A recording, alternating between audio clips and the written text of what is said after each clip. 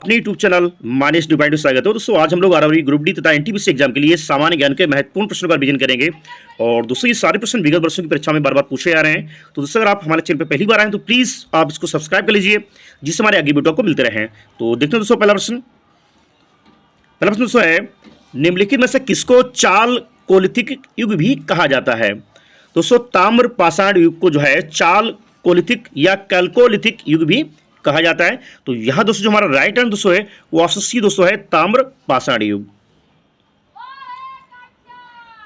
अगला दोस्तों हर्षचरित नामक पुस्तक किसके द्वारा लिखी गई है। दोस्तों हर्षचरित की रचना दोस्तों है ये बाणभट्ट के द्वारा की गई है। हर्षचरित और दोस्तों जो है कादम्बरी, ये दोनों रचनाएं दोस्तों जो है बाणभट्ट के द्वारा की गई लिखी गई हैं। और बाणभट्ट दोस्तों जो है ये हर्षवर्धन के दरबारी कवि थे। तो यहां दोस्तों जो हमारा राइट आंसर दोस्तों है वो ऑप्शन बी दोस्तों है बाणभट्ट। और ये जो है वर्धन वंश के संपूर्ण इतिहास का एक प्रमुख स्रोत माना जाता है हर्षचरित। अगला है पानीपत के तीसरे युद्ध में निम्न में से किसने मराठों को हराया था। दोस्तों पानीपत की दोस्तों बात किया तो पानीपत के 3 युद्ध में पहला युद्ध दोस्तों जो है 21 अप्रैल 1526 को बाबर और इब्राहिम लोधी के बीच हुआ था, जिसमें जो है इब्राहिम लोधी मारा गया और मुगल साम्राज्य स्थापित हुआ। और जो सेकंड दोस्तों पानीपत का युद्ध हुआ वो अकबर और हेमू के बीच में हुआ है 1556 में। और तीसरा पानीपत का युद्ध दोस्तों जो है ये 1761 में हुआ है अफगानों और मराठों के बीच में, जिसमें जो है अफगानों ने मराठों को हराया था। तो यहां राइट आंसर है ऑप्शन ए अफगानों ने। अगला है 1857 की क्रांति सर्वप्रथम कहां से प्रारंभ हुई थी। दोस्तों 1857 की क्रांति जो है ये 10 मई 1857 दिन रविवार को जो है मेरठ से प्रारंभ हुई थी। तो राइट आंसर है ऑप्शन सी मेरठ। अगला है इस्तमरारी बंदोबस्त किसके द्वारा लागू किया गया था। दोस्तों 1793 में लॉर्ड कॉर्नवालिस, जिसको भारत में सिविल सेवा का जनक भी माना जाता है, लॉर्ड कॉर्नवालिस ने भू राजस्व की स्थायी बंदोबस्त प्रणाली प्रारंभ की थी। और इसे इस्तमरारी, जागीरदारी, मालगुजारी एवं विस्वेदारी इत्यादि नामों से जाना जाता है। और ये व्यवस्था बंगाल, बिहार, उड़ीसा तथा उत्तर प्रदेश के बनारस तक के क्षेत्रों में लागू की गई थी।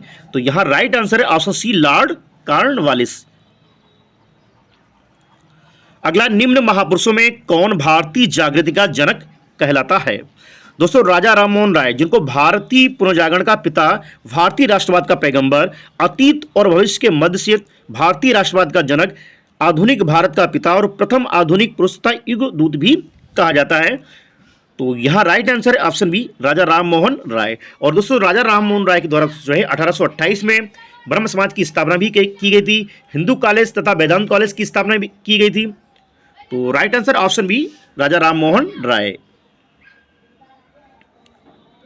अगला है महात्मा गांधी ने 1930 में सविनय अवज्ञा आंदोलन कहां से आरंभ किया था। दोस्तों महात्मा गांधी ने 12 मार्च 1930 को साबरमती आश्रम से अपने 78 सहयोगियों के साथ पैदल चलकर 24 दिनों में लगभग 241 मील लंबी यात्रा दोस्तों जो है ये दांडी गुजरात के नवसारी जिले में स्थित है, वहां पहुंचे थे। ये 6 अप्रैल 1930 को उन्होंने जो है नमक कानून भंग कर सविनय अवज्ञा आंदोलन आरंभ किया था। तो यहां राइट आंसर दोस्तों है वो ऑप्शन बी दोस्तों है दांडी से। अगला है 1904 में क्रांतिकारी संगठन अभिनव भारत किसके द्वारा जो है संगठित किया गया था। दोस्तों क्रांतिकारी संगठन अभिनव भारत बीडी सावरकर तथा द्वारा जो है महाराष्ट्र नासिक में संगठित किया गया था। तो राइट आंसर दोस्तों है हमारा ऑप्शन डी महाराष्ट्र में 1904 में अभिनव भारत संगठन स्थापित किया गया था बीडी सावरकर के द्वारा। अगला है निम्नलिखित में से किस एक ने सुभाष चंद्र बोस को देश का नायक कहा था। दोस्तों सुभाष चंद्र बोस को वर्ष 1938 में भारतीय राष्ट्रीय कांग्रेस का अध्यक्ष बनने के बाद गुरुदेव रविन्द्रनाथ टैगोर द्वारा जो है शांति निकेतन में देश नायक की उपाधि से सम्मानित किया गया था। तो यहां दोस्तों हमारा राइट आंसर दोस्तों है वो हमारा ऑप्शन सी दोस्तों है रविन्द्रनाथ टैगोर। अगला है निम्नलिखित में से किस एक्ट के द्वारा भारत के गवर्नर जनरल को अध्यादेश जारी करने की शक्ति प्रदान की गई है। दोस्तों इंडियन काउंसिल एक्ट 1861 के द्वारा गवर्नर जनरल को अध्यादेश जारी करने की शक्ति प्रदान की गई है। तो यहाँ राइट आंसर दोस्तों हमारा ऑप्शन बी दोस्तों है इंडियन काउंसिल एक्ट 1861। अगला है विश्व का सबसे ऊंचा पर्वत शिखर कहां पर स्थित है। दोस्तों विश्व का सबसे ऊंचा पर्वत शिखर माउंट एवरेस्ट है जो नेपाल में स्थित है और इसकी ऊंचाई 8,848 मीटर। और ये पर्वत शिखर हिमालय पर्वत का सबसे ऊंचा शिखर है जो नेपाल में स्थित है। तो राइट आंसर दोस्तों ऑप्शन सी दोस्तों नेपाल में।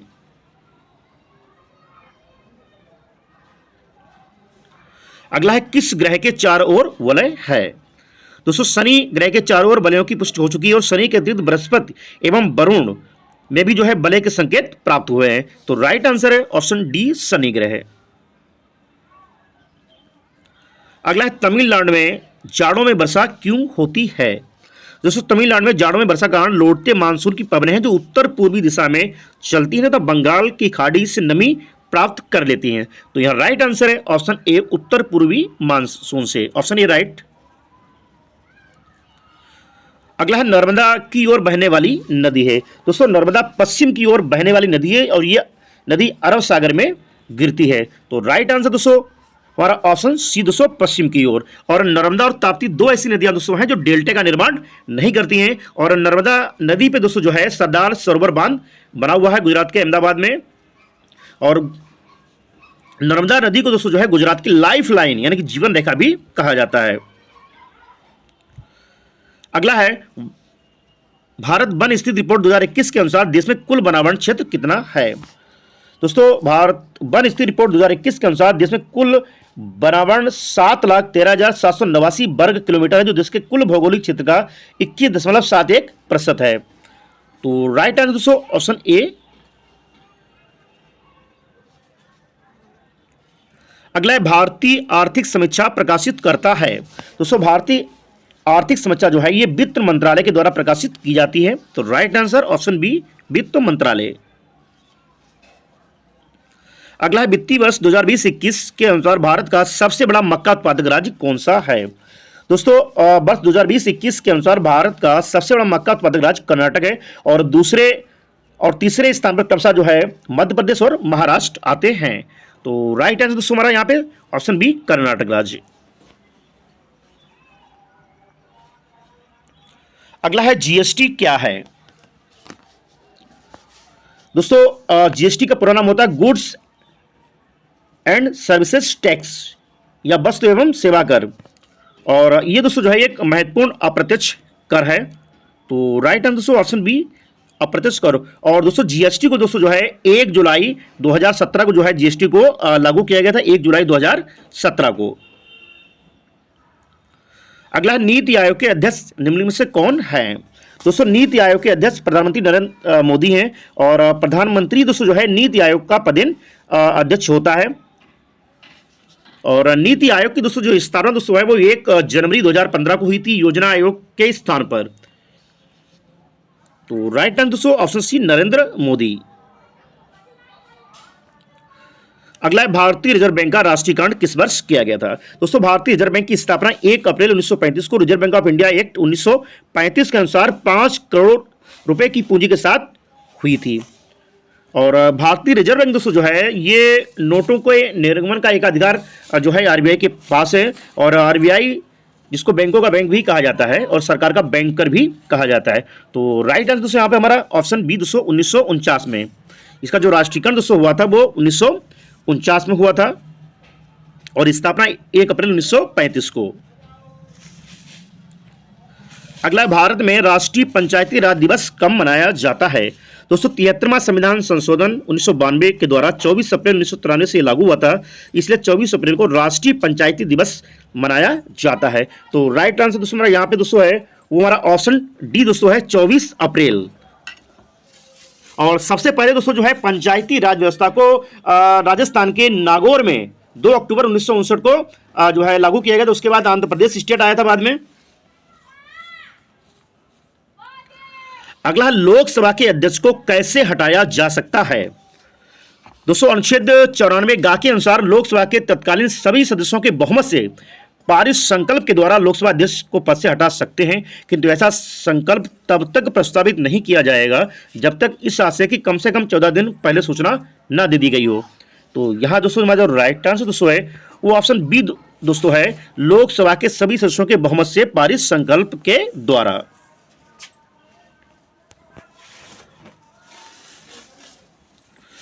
अगला क्वेश्चन है, निम्न में से कौन सा सही सुमेलित नहीं है? दोस्तों अनुच्छेद 39A समान न्याय एवं निःशुल्क विधिक सहायता, तो दोस्तों ये बिल्कुल सही इसका मिलान है। अनुच्छेद 40 दोस्तों ग्राम पंचायतों का संगठन, तो बिल्कुल सही दोस्तों है। उसके बाद अनुच्छेद 44 समान नागरिक संहिता, ये भी दोस्तों मिलान सही है। अनुच्छेद 48 कार्यपालिका से न्यायपालिका का पृथक्करण, तो दोस्तों ये जो है ये गलत है। अनुच्छेद 48 का संबंध कृषि और पशुपालन का संगठन है।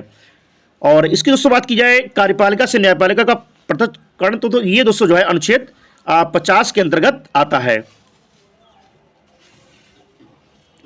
अगला केंद्र राज्य संबंध किस अनुसूची में है? दोस्तों संविधान के अनुच्छेद 246 के तहत केंद्र एवं राज्यों के मध्य विधायी शक्तियों के बंटवारे के लिए 3 सूचियां संघ सूची, राज्य सूची एवं संवर्ती सूची की व्यवस्था है, जिन्हें संविधान की 7वीं अनुसूची में वर्णित किया गया था। तो राइट आंसर ऑप्शन ए 7वीं अनुसूची में। अगला लोकसभा का कोरम कुल सदस्य संख्या का कितना होता है? दोस्तों अनुच्छेद 103 के अनुसार लोकसभा या राज्यसभा का कोरम कुल सदस्य संख्या 1/10 भाग होता है। तो राइट आंसर दोस्तों मेरा यहां पे दोस्तों है वो ऑप्शन डी दोस्तों है 1/10 भाग। अगला है यदि एक बर्तन में तैरती हुई बर्फ पिघलती है तो उस बर्तन में पानी का स्तर बढ़ता है, कोई परिवर्तन नहीं होता है, पहले बढ़ता है फिर घटता है। दोस्तों यदि किसी बर्तन में तैरती हुई बर्फ पिघलती है तो उस बर्तन में पानी का स्तर ज्यों का त्यों अर्थात अपरिवर्तित रहेगा। तो राइट आंसर दोस्तों है हमारा यहां पे दोस्तों जो राइट आंसर दोस्तों है वो ऑप्शन बी दोस्तों है कोई परिवर्तन नहीं होता है। अगला है सोल्डर किन 2 धातुओं से बना मिश्र धातु है? दोस्तों सोल्डर मिश्र धातु टीन और सीसा के मिश्रण से बनती है। तो राइट आंसर दोस्तों हमारा ऑप्शन डी दोस्तों टीन और सीसा के मिश्रण से दोस्तों जो है ये सोल्डर बनता है। अगला है ऊष्मा का सबसे अच्छा चालक क्या है? दोस्तों चांदी तथा तांबा ऊष्मा के सबसे अच्छे चालक माने जाते हैं, जबकि पारा और शीशा ऊष्मा के कुचालक हैं। तो राइट आंसर दोस्तों हमारा ऑप्शन सी दोस्तों है चांदी। चांदी जो है ऊष्मा का सबसे अच्छा चालक है। और अगला दोस्तों है निम्नलिखित में से किसको कोशिका का शक्ति ग्रह यानी कि कोशिका का पावर हाउस कहा जाता है, कोशिका का ऊर्जा ग्रह कहा जाता है? तो दोस्तों माइटोकॉन्ड्रिया को कोशिका का पावर हाउस या शक्ति ग्रह कहा जाता है। तो राइट आंसर दोस्तों हमारा यहां पे जो है दोस्तों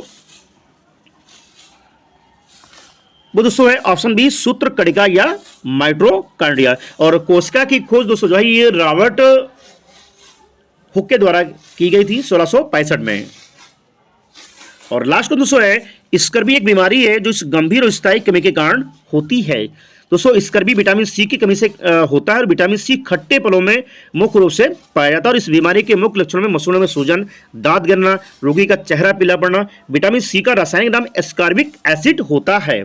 तो राइट आंसर ऑप्शन सी दोस्तों विटामिन सी। तो दोस्तों ये थे सामान्य ज्ञान के महत्वपूर्ण प्रश्न जो आने वाली आरआरबी ग्रुप डी तथा एनटीपीसी एग्जाम के लिए काफी लाभप्रद होंगे। अगर दोस्तों आपको हमारा वीडियो अच्छा लगा हो प्लीज वीडियो को लाइक कीजिए, शेयर कीजिए, चैनल को सब्सक्राइब कीजिए। मिलते हैं दोस्तों नेक्स्ट वीडियो में। Thank you.